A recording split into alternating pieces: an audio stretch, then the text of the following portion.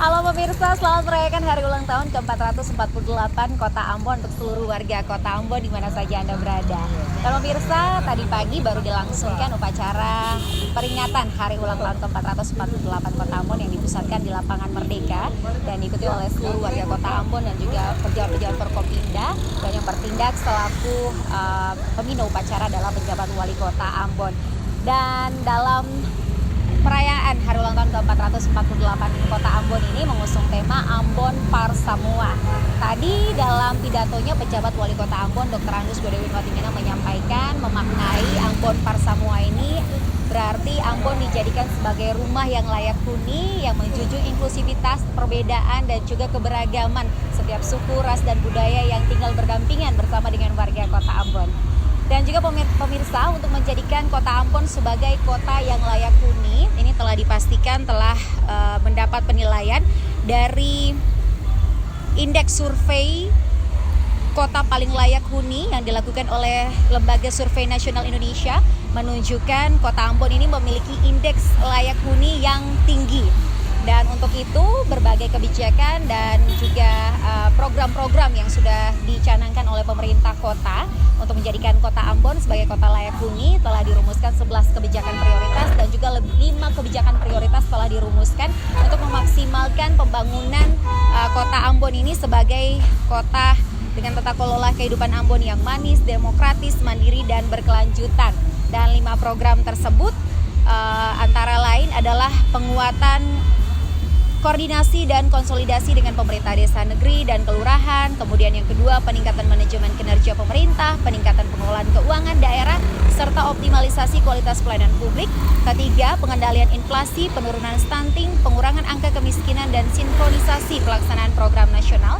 4, pembangunan dan peningkatan kualitas infrastruktur, peningkatan pengelolaan persampahan dan kualitas lingkungan, serta pengembangan dan peningkatan pengelolaan pariwisata. Dan yang kelima adalah fasilitas pemilu dan pemilu kada tahun 2024 serta menjaga netralitas ASN.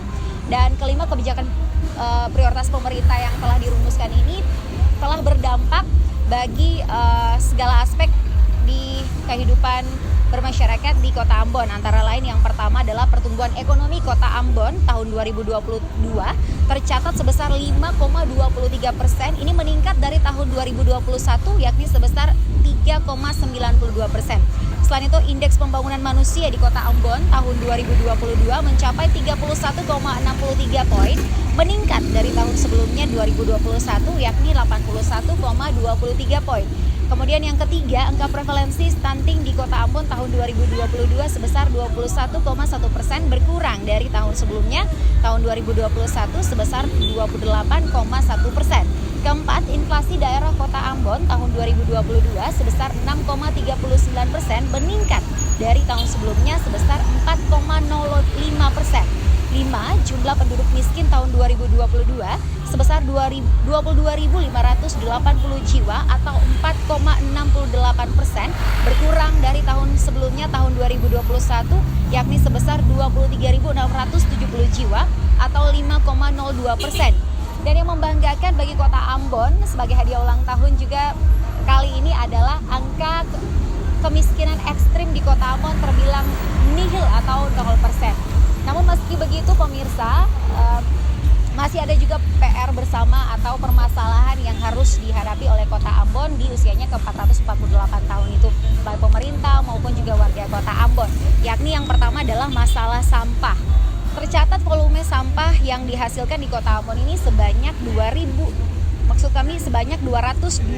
ton per hari. Sedangkan daya angkut sampah yang bisa dilakukan petugas kebersihan hanya 160 ton per hari. Dan yang kedua adalah penataan pasar tradisional sebagai pusat aktivitas ekonomi, yang dimana bisa kita lihat sampai saat ini juga masih terjadi kemacetan yang sangat parah di Pasar Mardika Ambon. Ini juga menjadi PR bersama, sehingga dibangunnya Pasar Mardika baru ini diharapkan dapat menjadi jawaban atas permasalahan di Pasar Mardika. Dan yang ketiga adalah masalah parkiran yang masih terbilang semberawut, mana-mana masih ditemukan parkir mobil yang digunakan oleh parkiran motor. Dan pemirsa, semoga di usia yang ke-448 tahun Kota Ambon ini menjadi PR bersama permasalahan sampah dan juga pemarkiran dan juga masalah penataan Pasar Mardika dapat menjadi PR bersama pemerintah dan juga warga Kota Ambon ke depannya untuk Ambon yang lebih baik. Selain itu, jangan lupa untuk nanti malam pada pukul 19.00 waktu Indonesia Timur akan ada panggung rakyat di lapangan Merdeka Kota Ambon, diperuntukkan untuk seluruh warga Kota Ambon datang bersama merayakan hari ulang tahun ke-448 Kota Ambon. Demikian dapat kami laporkan, Monika Seifala, Edmond Tupan melaporkan.